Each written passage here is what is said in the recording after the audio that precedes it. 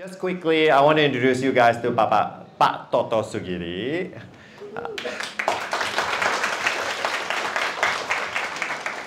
So I already give snippet about you coming here, and legendary in Indonesian technology scene. In fact, he was dubbed to be the Bill Gates of Indonesia tech industry. So we really want to know also what is your journey and how is it that you get here, kind of like a brief history and what you did, because you know most of the team here on average our age is about 28-year-old, so maybe when you were starting the whole industry, some of them are still babies.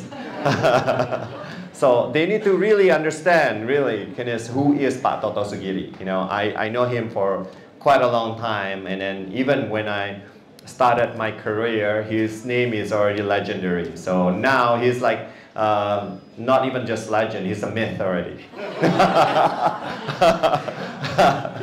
Well, but this is in real person, so really we are very fortunate to have him today with us. And Pak Toto, just quickly about DANA. DANA, this is all here what we called our DANA mates. This is what all of them here are part of us, and all of them here are pretty much like a very tech geeky people. So they are very technical. So you want to talk a very technical thing, most of them will understand completely. And yeah, definitely we're happy to have you here. So Pak Toto, please just quickly, why are you being called the Bill Gates of Indonesia? I think somebody brought that up, media or something. For me, it's like quite embarrassing actually. But I was joking at the time, like, actually, I'm more famous than Bill Gates. You are. Because if you go to the airport, how many letters of Gates do you see? But how many written Toto you see?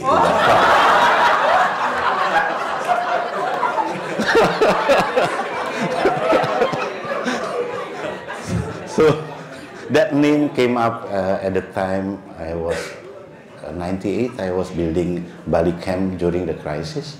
So it was like people saw this as a crazy idea during the crisis, building up a resort in Bali on the mountain, and then put up around 400 developers there, train them, certifying them for the certification for MCSD at the time, Microsoft software developer. And then we are trying to get job to be done in Bali during the time from US and Europe. So that was a surprise to the market. We didn't expect that time we are launching that as well, that it was covered by various media, like including US media and CNBC and everything, because it was the original intention is like during '98 I said, let's stop crying about the crisis, let's do something. So then we went to Bali, acquired the land, and then provide this. So trying to compete with India, why? So if they have to choose developing the software in Mumbai or in Bali, Bali is much better. So it's quite funny.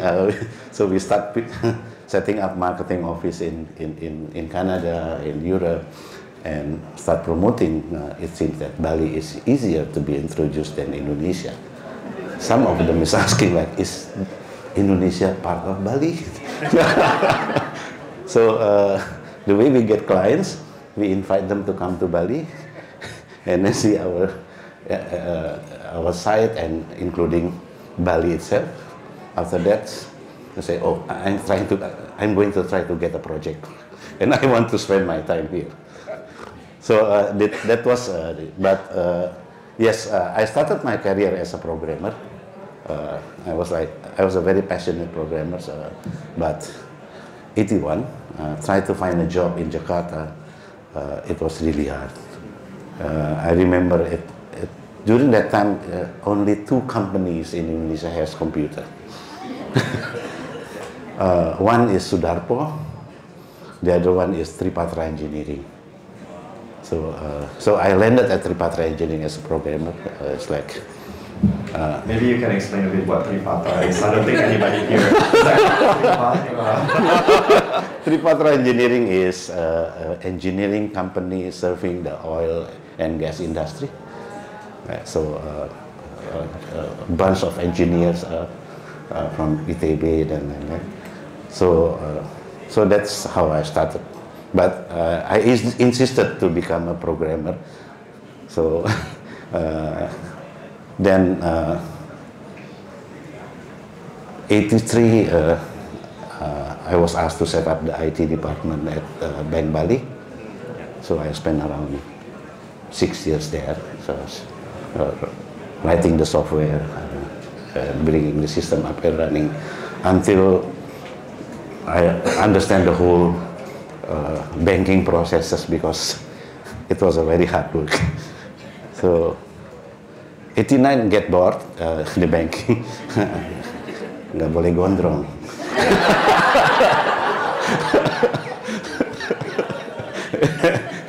Too much compliance and no room for innovation. So we just talked about that. And I decided to quit my job and set up the first software company, Sigma Cipta Caraka. Yeah, have you heard about Sigma, guys? Yeah. Okay, well, at least you're not that young. Okay. Yeah. So with the ambitions like, bangsa kita nggak bodoh ya, masa nggak bisa bikin software sendiri. So the tech business during that time is mostly distributor. Right? Yeah, and then said, okay, let's show it to the market. So we built a core banking system. Quite a long process. Took 3 years to complete the core banking system. So the old way, we were still using RPG on IBM platform. Around 1 million line of codes. So that as a local core banking system. But that software is used more than 70 banks in Indonesia. Yeah. So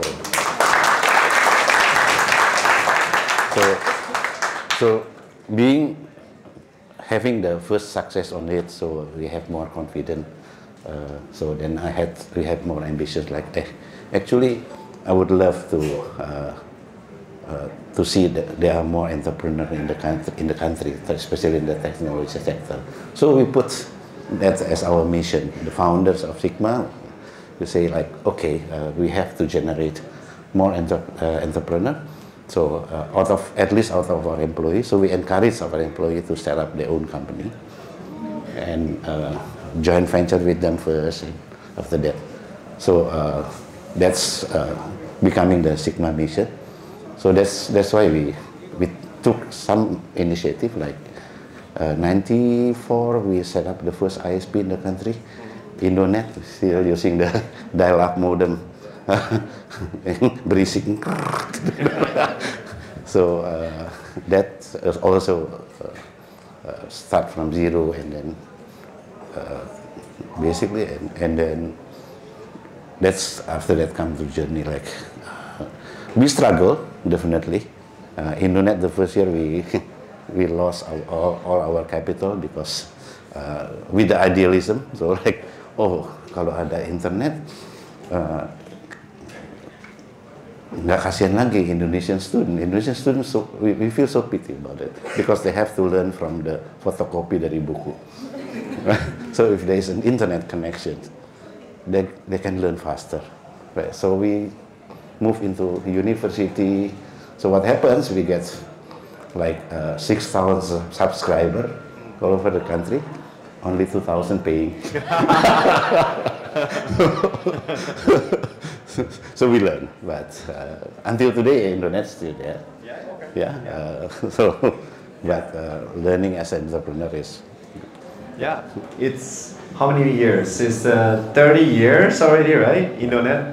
Yeah. 30 years, 30 years. In tech company Indonesia. That's amazing accomplishment.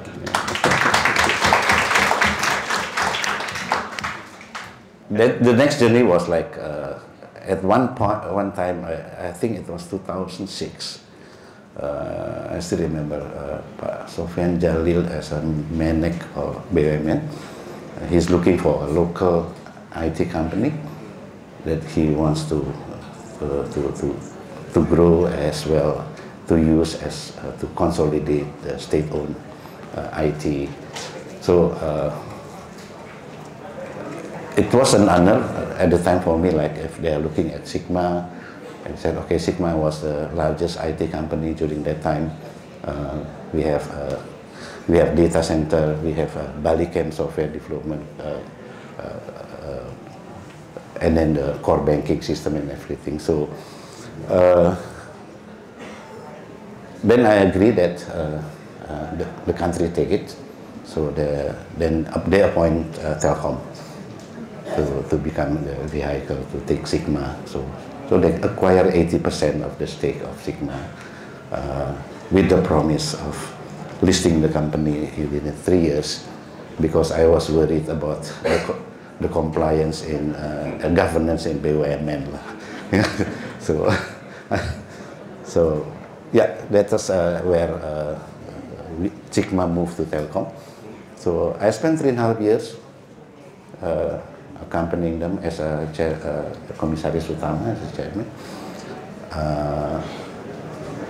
They didn't do their commitment, so the culture, the entrepreneurial culture, is changed into the bureaucracy of. And I gave up. So I put my remaining 20% shares to them and quit my job.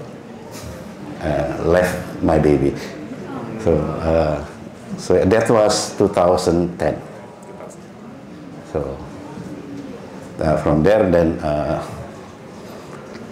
I tried to continue my promise to my employee that anybody who wants to start their own company, I will support it. So I start grooming company like FDS, Fortress Data Services in the banking sector, software services. Until at one point I was tempted to build DCI. So it was 2012, 2011.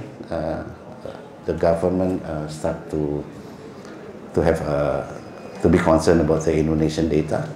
Latifatu as the main Kominfo at the time, that she start talking about kedaulatan data Indonesia.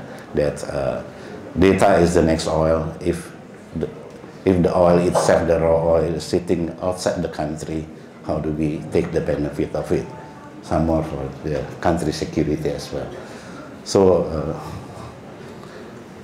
there is a lot of resistance coming from the foreign company, and mostly like the US company and European company, to onshore the data center in Indonesia. One of the reasons is there is no data center that has a quality in Indonesia. So that's the reason they put it in India, they put it in Hong Kong, they put it in Singapore. So I tried, then it was tempting for me to take the challenge. So then came up with the idea, why don't we build one, the first tier 4 data center, which is the highest standard on it. So, and it was expensive, yes. It was crazy, but a bit too early. But the aim is like, besides supporting the government, but also like, why the comment from the market, like from the old player, like Pak Toto gila ya bikin tier 4, udah itu jauh pula bikin data centernya di Bekasi, biasanya in downtown. So I talked to my guys, look, let them comment like that, but if we succeed to build a data center, tier 4 data center, and sell at the tier 3 price, they're in trouble. So, and we do until today. We did it. So that's actually how we started with DCI. Interesting how we learn through the process. Of course, 2013, the first day of operation, we started investing 2012. Until 2016, you tell me, we lose every year millions of dollars, but we didn't give up. So we are focusing really on our quality, and then we are learning the quality by focusing into getting the multinational client, banking, insurance, that has a very high requirement. And DANA, but don't forget. And DANA. And DANA. So just for you, all of you guys, if you guys know that our first data center is actually DCI. No, and really, the reason that why our first data center is DCI, because we have the same vision with Pak Toto. It's we want to search for the best quality data center in Indonesia. And our requirement at the time was tier 4. So at the time, there's really no one else. It's like Pak Toto. So I really need to thank you, Pak, that you exist, the DCI exists. Because otherwise, we wouldn't even be able to start. That's one. Two, we also believe at the time there's already a choice, right? Cloud or on-premise. We also believe about data sovereignty, kedaulatan. We believe about that we need to make sure that we can protect our data. We need to make sure that we build our capabilities locally. And of course, we want to make sure that we provide the best quality service and product to the market. And really, if there is no DCI, we cannot do all of those things. So thank you, Pak. So, Pak Toto, this is like inspiring story, right? And then what we learned already is that at quality, dedications, commitments, in the end will bring result. So, and that's something that we cannot learn more than what Pak Toto already accomplished. So Pak Toto, what do you think about the Indonesia technology status these days? What do you think? Oh, that's quite quite right. I mean, Indonesia, the fact that we are the largest population in Southeast Asia, we are the 4th largest population, and our population are very young. So in terms of the technology adoption is very high, and also in terms of innovation, everything. Yes, we are a very fast adapter of new technology. The question is, are we already at the stage that we create technology, basic technology, or like Gen AI or whatever? We are not yet there. We are not yet there because we are still missing the big infrastructure. That's to create open AI.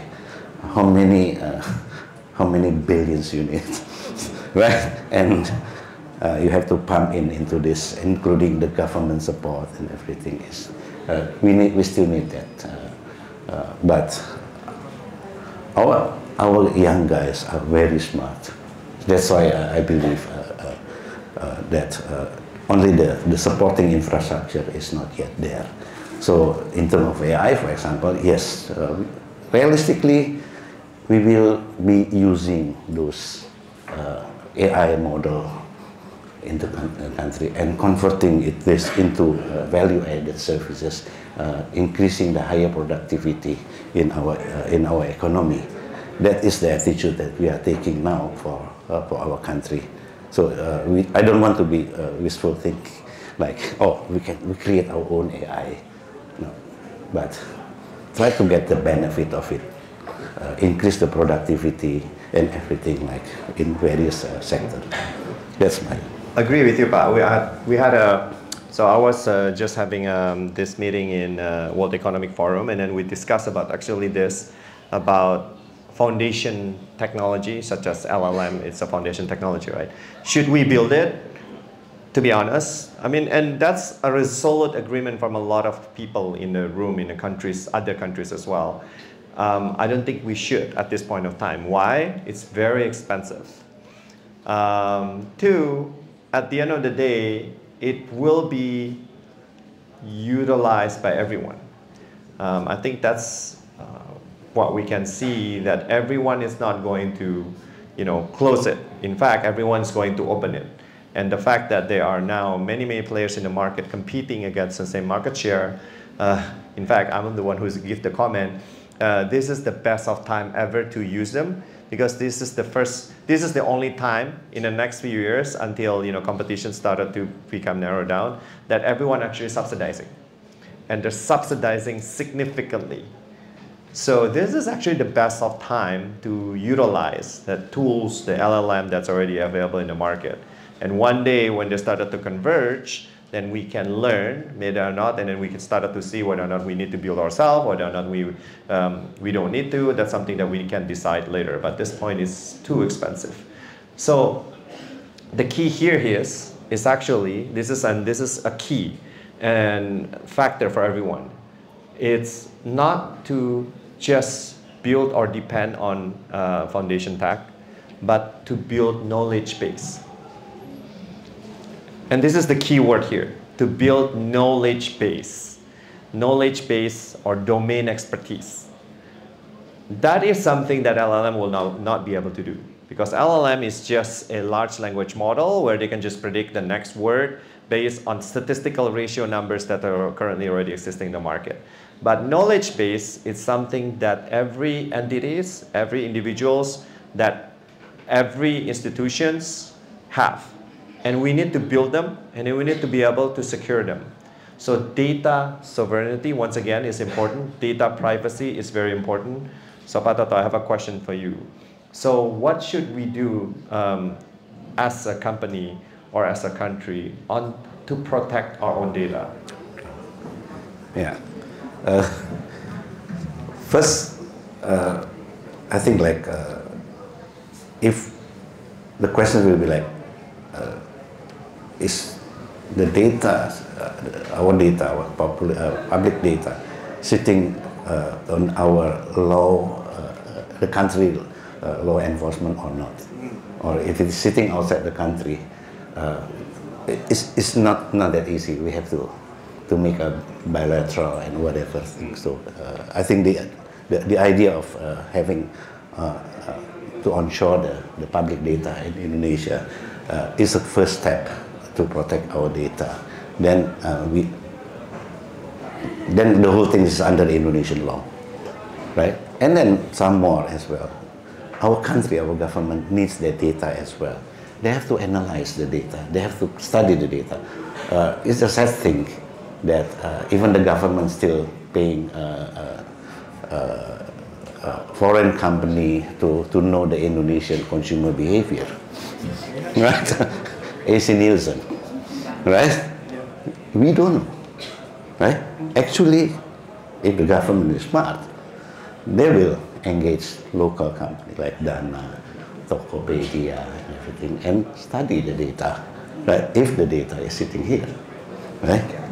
So then they know exactly butuh berasnya berapa banyak ya, and other things. This is the first step that I believe.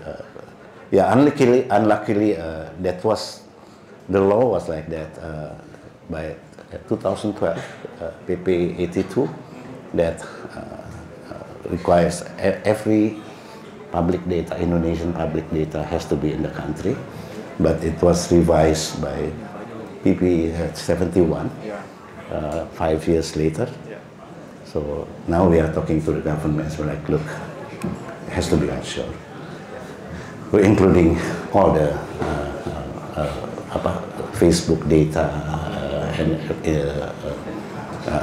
TikTok, dance has to be in the country. Hopefully, the government is aware. Then the data privacy law has to be there as well. yeah, again, come to next is the cyber security, definitely, like it's a hot topic today. Yeah, very, very bad. It's a major concern with us as well. When we talk about cyber security, it's not about just hacker, it's about scammer. It's like there's so many scamming, and one of the big problem with scamming is it's not only happening domestically, it's actually cross-border now. So we need to start interacting regionally, having task force regionally on how to secure that. I think that's also one of the discussion that we have. So, Pak Toto, just before I leave it to the DANA mates to have any questions, just one last question from me. Do you think fintech play a big role in Indonesian technology? Yes, definitely. That's where the financial services industry has to evolve. We cannot rely on banking, we cannot rely on insurance, we cannot rely on multi-finance for them to innovate, to get more efficient, to serve the public better, right? Fintech is meant for that, and then they disrupt those things, and then the regulator should learn, right, how to regulate this later, but not blocking them to innovate.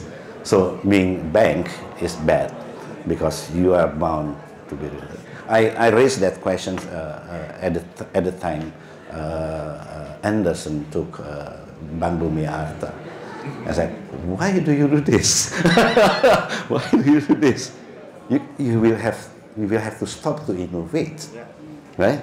You will have a lot of diborgol tangan kakinya, cannot do, right? So that's where the role of fintech, and I think one feedback to the regulator as well, they should take that a different approach rather than trying to put the regulation before the industry move. Let the industry move, observe, and then learn how to regulate. I think the central bank in Philippines is taking that attitude. Indonesian OJK should follow. There is a hope for that part. So it used to be rule-based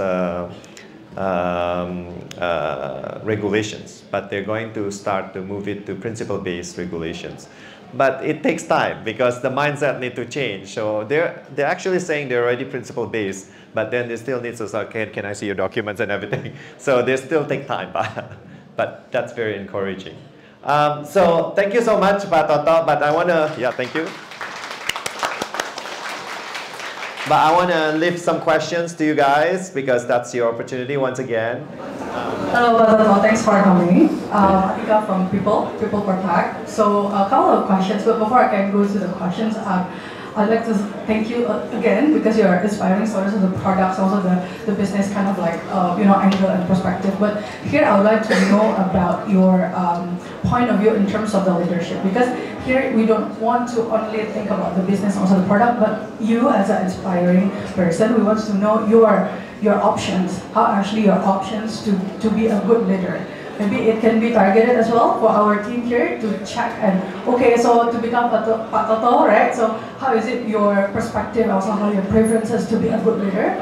As well as knowing the human resource, like it gets increased. Also, you mentioned earlier that it gets better. So what are actually the potential challenges you see?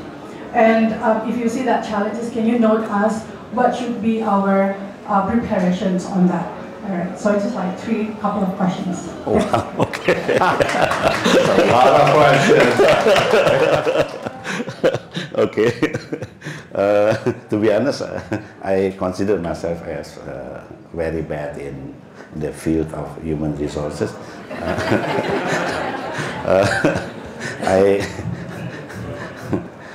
I mean, about on the leadership itself, basically, like I would love to. I always have the passion to inspire the younger people to be independent, to be mandiri, right? And along with the passion that I want to create more entrepreneur. Basically, the entrepreneurial thinking has to be in there. So that's the reason why in dealing this leadership, we try to bring everybody to see until the end result. We try to appreciate them based on the result, rather not based on the CV or the curriculum vitae but the result-based thing. So give freedom to them to innovate. Let's take an example. How do we create at DCI, for example? Like each department had given a budget to innovate, but at the same time, they are given a big pressure if they want to increase the headcount. So I said, Same here, but because I never experienced that I have to lay off people my whole entire career. So I never will I'm not going to be happy to do that. So given the budget for capex to invest in technology and processes, but they have to we teach them how to calculate the return of investment of that capex, right, before we approve it. So that's, for example, and empowering them to do that, giving them the guidelines, the guidance that sini loh yang perlu diperhatikan. Jadi innovation-nya nggak ke arah yang nggak produktif dan nggak bisa dihitung balik. Financially bisa dihitung semua. Jadi like we invest in the technology, the AI for the cooling. Kita itu sampai cost saving kita dari listrik untuk cooling turun berapa, kembali dalam berapa tahun misalnya, and quality improvementnya juga. We try to quantify ini juga. Jadi the high entrepreneur environment is there. Of course, mesti nurut juga dengan apa regulasi yang ada di policy di company and all those things. But that's the only way to make the company dynamic and agile. Everybody is having fun. Basically, my dream is always like, can I have a company where the people working like as if they are playing games?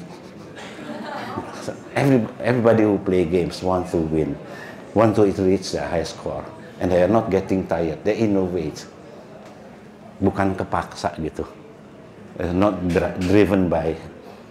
So if we can do that, then.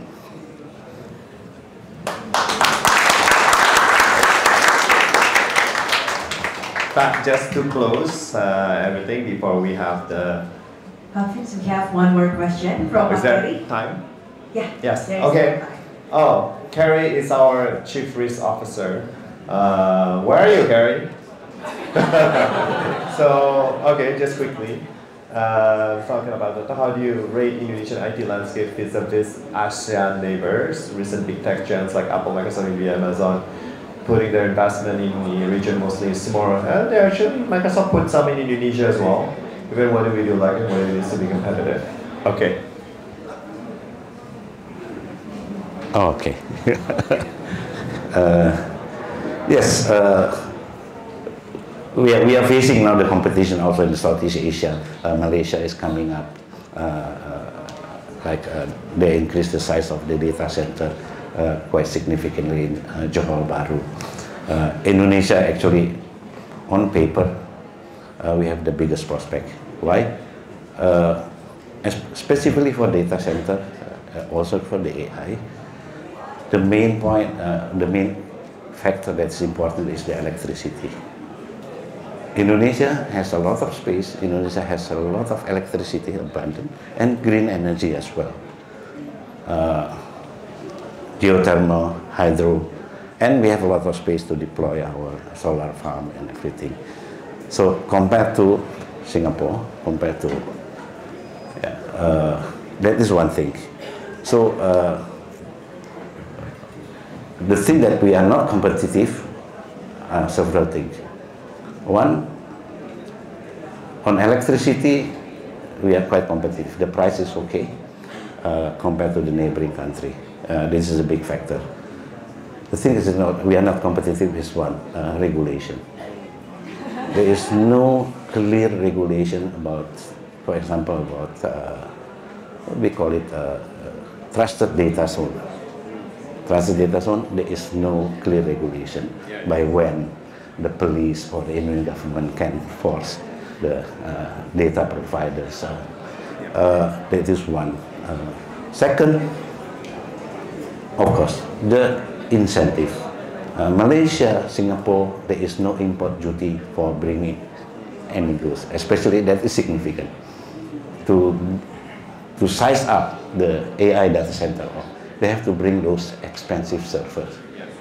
The GPU itself is like, one server is 300,000 Pak, normal, $300,000, and then they will deploy like tens or hundreds of megawatts of IT load on it. So Johor Bahru is smart, they're giving the release on it. So they are trying. So Indonesia government has to look into that. So that is still a big challenge on it. Wishful thinking, why don't we deregulate electricity, the power business in Indonesia like in other countries? So I was in Brazil 4 months ago, and amazing. 90% of the energy is green. Energy price is on the market, every day it changes. You can buy from the market, the electricity, you can hedge for 5 years, for example. So this is like, so that's where we should go, I believe. Then we can be quite competitive. Regulation, yes, one thing. We are talking to the regulator about this. Simple way, why don't you just copy and paste the Singapore regulation? Yeah? Yeah.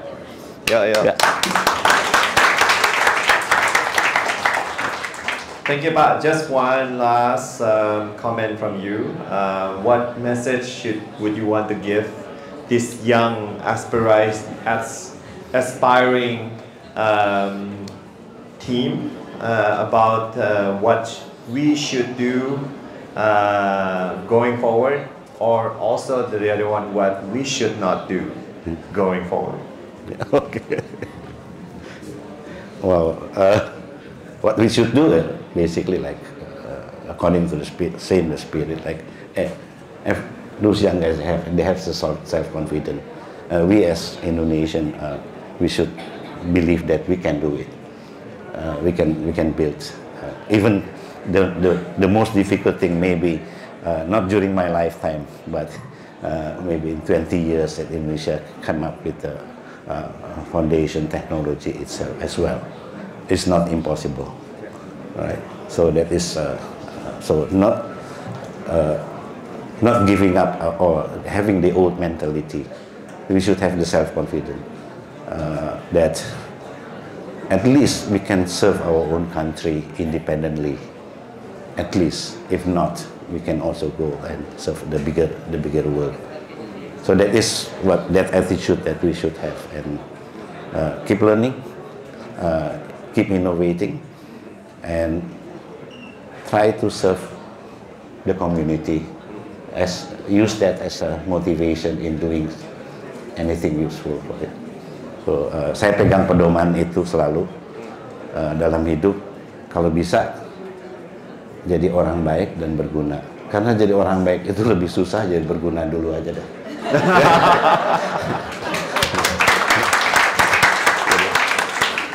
What we should do, Pak? What we should do is crying lah, ngeluh terus. That is a challenge now. We are start worrying about the strawberry generation. Perlu healing. It's scary. Jadi mungkin, I mean, if we analyze this, because from the childhood, they are given too many choices. My generation, we didn't have choice. What's coming on the table, we have to eat. Nggak suka ya nggak usah makan. So there are so many choices given to them, right? Since the childhood, going out to the world, they want to have that as well. They are very vulnerable dari stamina dan lain-lain. That is the biggest concern now.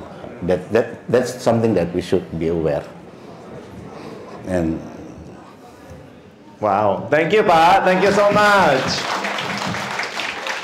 I mean, guys, come on. This is advice for someone who has done it all, right? Since the very beginning, and still one of the most successful tech entrepreneur today. Please. So, Pak Toto, thank you very much for your time here.